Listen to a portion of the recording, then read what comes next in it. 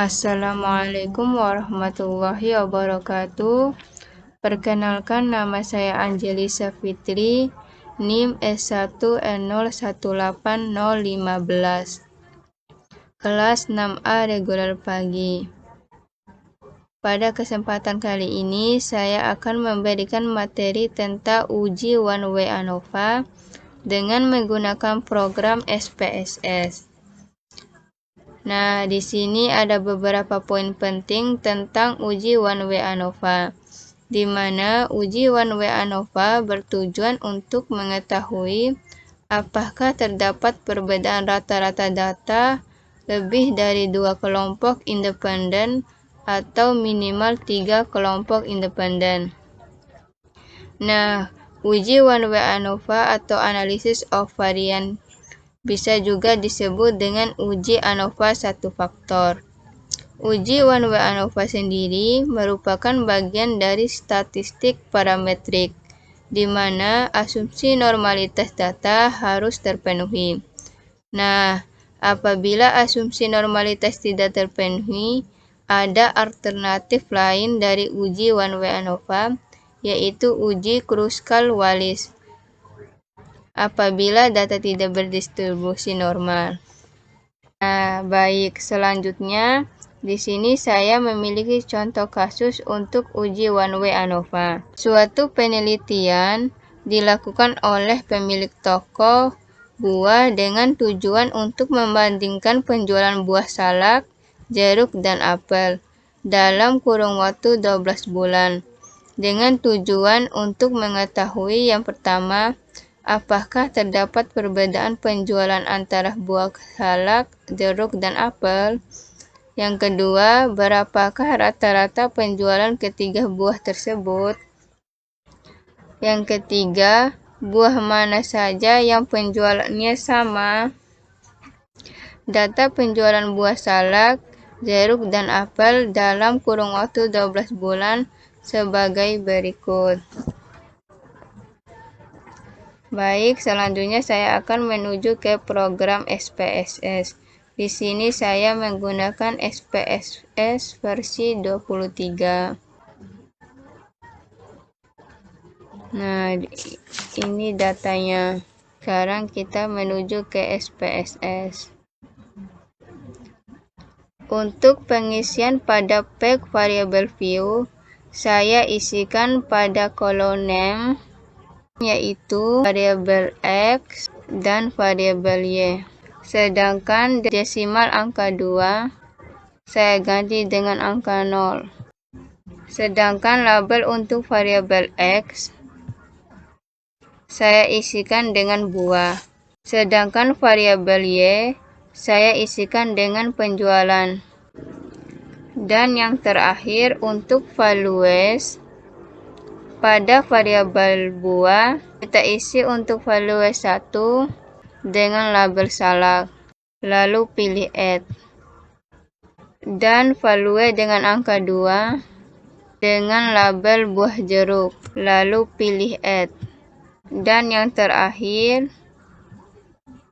untuk value 3 dengan label buah apel, lalu pilih add.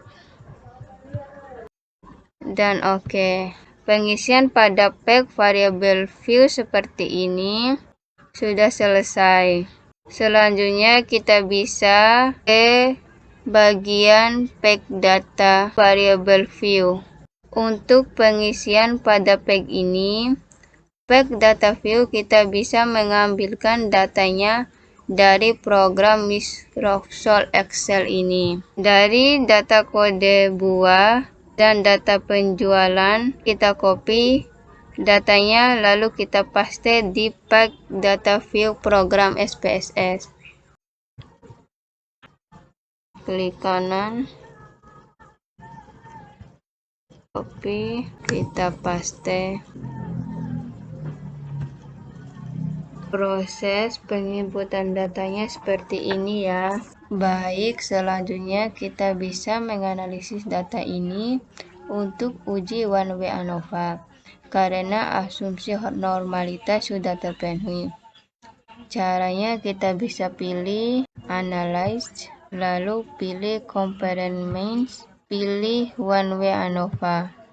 Nah, di sini muncul kotak dialog. Untuk variabel buah, kita pindahkan ke kolom faktor. Sedangkan variabel penjualan, kita pindahkan ke kolom dependent list. Selanjutnya kita bisa pilih post hoc untuk uji lanjut to KXB, lalu pilih continue.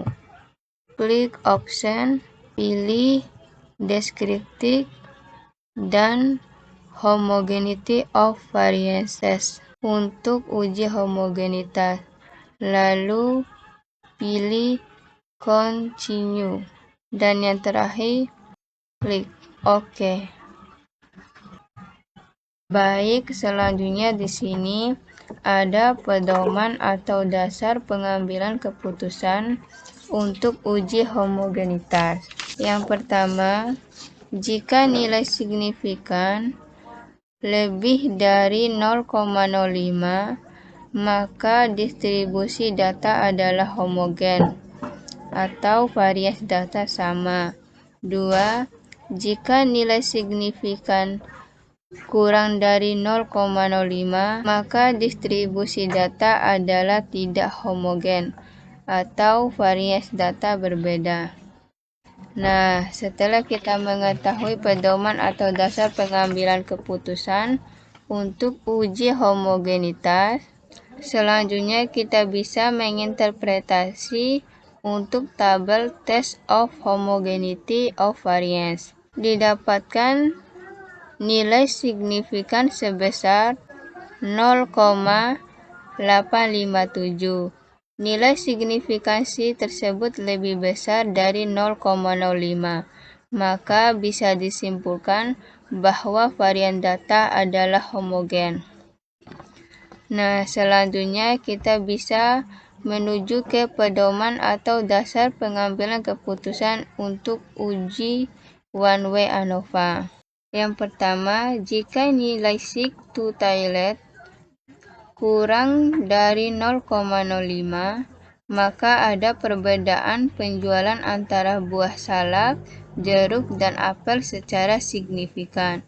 Yang kedua, jika nilai sig to toilet lebih dari 0,05, maka tidak ada perbedaan penjelasan antara buah salak, jeruk, dan apel secara signifikan. Selanjutnya, kita akan mengetahui dasar pengambilan keputusan untuk uji one way ANOVA. Selanjutnya, kita bisa menginterpretasi untuk tabel ANOVA. Berdasarkan tabel di atas, yaitu tabel ANOVA, diketahui nilai signifikansi lebih kecil dari 0,05.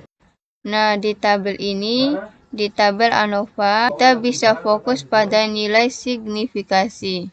Nilai signifikasi ini lebih kecil dari 0,05, maka bisa ditarik kesimpulan bahwa rata-rata penjualan ketiga buah tersebut, yaitu buah salak, jeruk, dan apel adalah berbeda secara signifikan. Selanjutnya, kita akan menginterpretasi tabel description. Kita bisa fokus pada kolom minimum atau nilai rata-rata tiap buah untuk analisis outputnya. Yang pertama, rata-rata penjualan buah salak sebesar 337,50. Yang kedua, rata-rata untuk penjualan buah jeruk sebesar 538,33. Yang ketiga, rata-rata penjualan buah apel sebesar 404,17. Maka bisa ditarik kesimpulan rata-rata penjualan tertinggi adalah buah jeruk, yaitu sebesar 538,33 buah. Menurut tabel deskriptif, rata-rata penjualan tertinggi di toko buah adalah buah jeruk dalam kurun waktu 12 bulan. Selanjutnya, di sini ada tabel 2K. Di tabel 2K ini, kita bisa fokus pada subsheet 1 dan subsheet 2. Dengan analisis outputnya, yang pertama, pada subsheet 1 terdapat data penjualan buah salak dan buah apel. Maka bisa diartikan bahwa penjualan buah salak dan apel secara signifikan adalah sama. Yang kedua, pada subsheet 2 terdapat data penjualan buah apel dan jeruk. Maka bisa diartikan bahwa penjualan buah apel dan jeruk secara signifikan adalah sama. Sekian untuk penjelasan uji one way ANOVA. Wassalamualaikum warahmatullahi wabarakatuh.